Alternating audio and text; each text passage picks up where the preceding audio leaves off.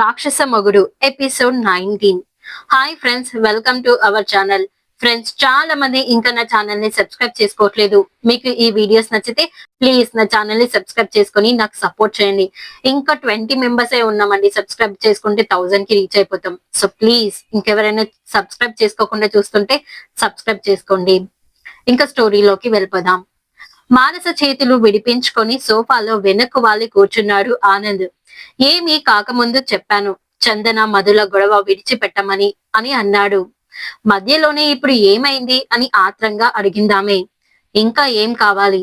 ఆ దరిద్రుడు మధు స్టేషన్ బయట ఎదురై అని ఆగిపోయాడు. ఎదురై అని గుండె ఆగినంత పనైంది మానసకు. తను ఊహించినదే జరిగింది. మన కారు రిపేర్ కు ఇచ్చాను, ప్రసాద్ కారులో వచ్చాను, అతడి ఎదుట నోటికొచ్చినట్లు బాగాడు అని అన్నాడు. దేని గురించి అని అడిగింది. ఒక్క క్షణం ఆమె కళ్ళలోకి చూసి తల వంచుకున్నాడు ఆనంద్. నువ్వు, అమ్మ, హిమ నాకు 3 ప్రాణాలు. మీలో ఎవరు దూరం అయిపోతున్నా భరించలేను, అంతేకాదు బతకలేను అని ఆవేశంగా ఉంది అతడి కంఠస్వరం. అఖిల్ ఎవరు అని తిరిగి అడిగాడు. ఆ ప్రశ్నకు తడబాటుగా చూసింది అతడి ముఖంలోకి. కల్పన కజిన్. ఏం అని ఆమె కనుబొమ్మలు ముడిపడ్డాయి. అతడే నిన్ను ట్రైన్ ఎక్కించాడా అని అడిగాడు. అవును, అయితే ఏమిటి అన్నట్లు ఆమె జవాబు. నీ ఫ్రెండ్స్ ఏమయ్యారు అని అడిగాడు. దాంతో విషయం అవగాహతమైంది ఆమెకి.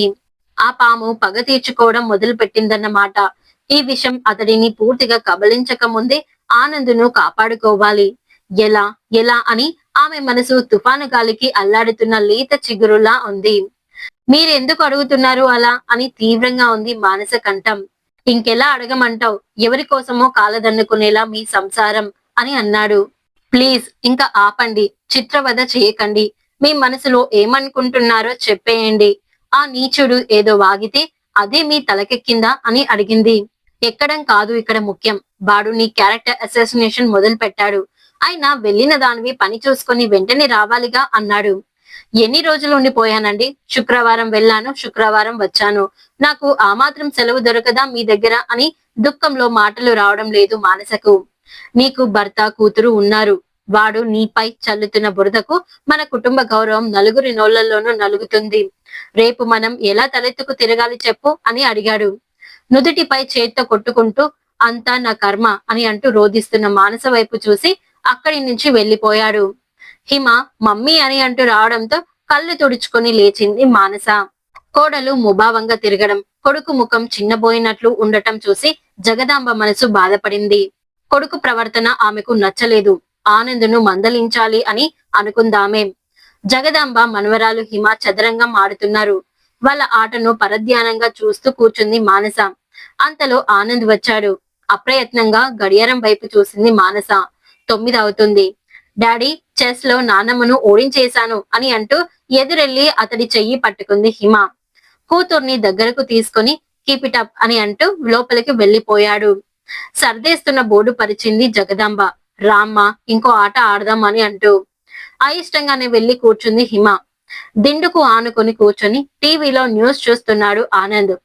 మంచం మీద అస్తవ్యస్తంగా పడున్న హిమ డ్రెస్సులు, బొమ్మలు, బుక్కులు తీస్తూ ఆనంద్ వైపు చూసింది మానస. లేచి స్నానం చేయండి. హిమ కూడా ఇంకా భోజనం చేయలేదు. అందరం కలిసి చేద్దాం అని అని మనసుకు అయిన గాయాన్ని చిరునవ్వు మాటన దాచి అతి సాధారణంగా అంది మానస.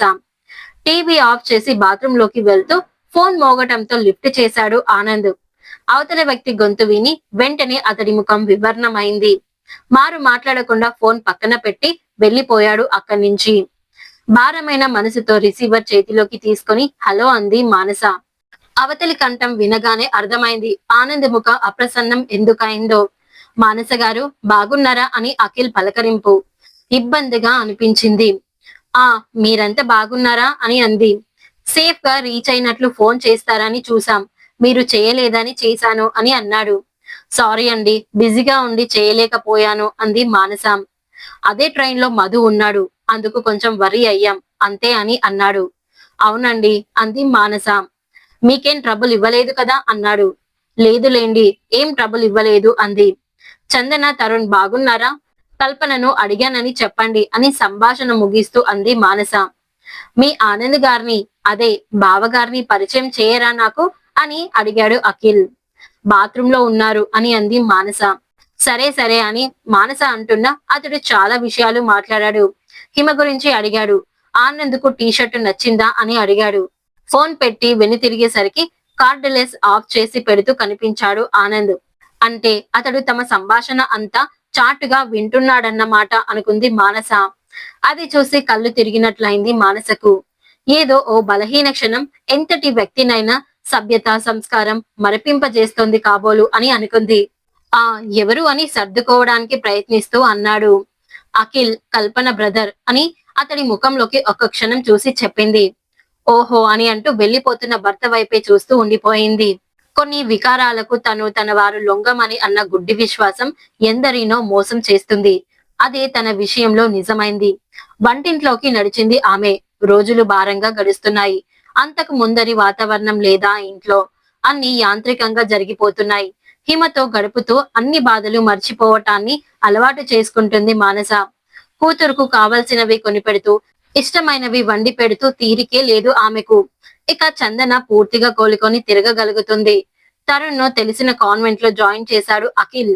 చందన న్యూస్ పేపర్ ముందేసుకుని కూర్చుని సూటబుల్ అనిపించిన ప్రతి జాబుకు అప్లై చేస్తుంది. కొన్ని తనకు ఇష్టం కాక మరికొన్నిటికి తను సూట్ కాక ఎన్నో అవకాశాలు చేయి దాటిపోయాయి. అఖిల్ తన సాఫ్ట్వేర్ ఇన్స్టిట్యూట్ లో ఆమె కోసం ఒక జాబ్ క్రియేట్ చేసి జాయిన్ అవ్వమని అడిగితే చందన అందుకు అంగీకరించలేదు. తనపై సానుభూతితో దొరికే అవకాశాలను అందుకోవటం తనకి ఇష్టం లేదంది. దయచేసి అర్థం చేసుకోండి, నాకు తృప్తి ఉండదు అని ఆమె మాటలకు కల్పన అఖిల్ ముఖాలు చూసుకున్నారు. మీరు అలా చూస్తే నాకు ఇబ్బంది. ఆ కంప్యూటర్స్, ఆ ప్రపంచం వేరు. ఎలా నేను ఇమడగలను? గాలిలో దీపాల్లా రెపరెపలాడుతున్న మా జీవితాలకు మీరిద్దరూ చెరో చెయ్యి కాసి కొండెక్కి పోకుండా కాపాడారు. మా ఇద్దరిని ప్రాణంలా చూసుకుంటున్నారు అని దుఃఖంతో ఆమె స్వరం బొంగురుపోయింది. కల్పన చందన భుజం చుట్టూ చెయ్యి వేసి దగ్గరకు తీసుకుంది. ఊరుకో చందు అని అంటూ. నెమ్మదిగా అక్కడి నుంచి లేచి తన గదిలోకి వెళ్లిపోయాడు అఖిల్. తను అనవసరంగా తొందరపడ్డానేమో. అయినా ఆవిడ లైఫ్ ఆవిడ ఇష్టం. ఏదో జాబ్ అని ఆఫర్ ఇచ్చాడు తను. కాదంటే తను ఏం చేయగలడు అని అనుకున్నాడే గాని మనసు ఎంత వద్దనుకున్నా వినకుండా చందన తరుణ్ల చుట్టూనే తిరుగుతుంది. స్తబ్దంగా సాగిపోతున్న జీవితంలో ఈ ఇద్దరి రాక అలజడి రేపుతుంది. చందు చందు ఆ పేరే మానుతున్న గాయాన్ని రేపింది. ఒక చందు తన జీవితంలో మెరుపులా మెరిసి మాయమైపోయింది. మళ్ళీ చిత్రంగా చందన తారసపడింది. జీవితాంతం కలిసి బతుకుదాం అనుకున్న బంధమే తనని నిర్దాక్షిణ్యంగా ఒంటరి చేసి వెళ్లిపోయింది. అనుబంధాలు, ఆత్మీయతలు ఇవన్నీ మనిషి కట్టుకునే పిచ్చుక గుళ్ళు. తెలివి తక్కువగా అవి శాశ్వతమని భ్రమపడటం. ఆ మాయా తెరలు తొలగిపోయిన సందర్భాలలో వైరాగ్యం కొంగదీస్తే వేదాంతం చేరదీస్తుంది. మరి ఆ తర్వాత ఏం జరుగుతుందో తెలుసుకోవాలి అంటే నెక్స్ట్ ఎపిసోడ్ వినాల్సిందే.